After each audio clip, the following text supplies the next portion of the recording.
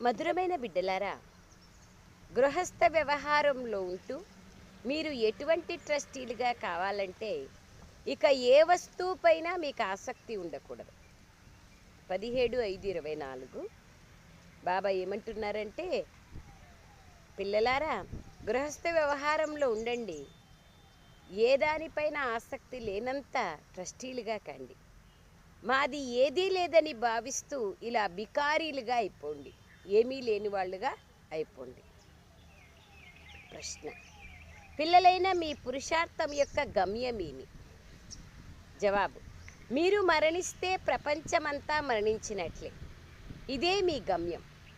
బాబా నిన్నటి రోజున మొన్నటి రోజున ఏమన్రి, ఈ దేహాన్ని ఎలా వదలాలి అనేది నేర్చుకునేకే మీరు వచ్చినారు.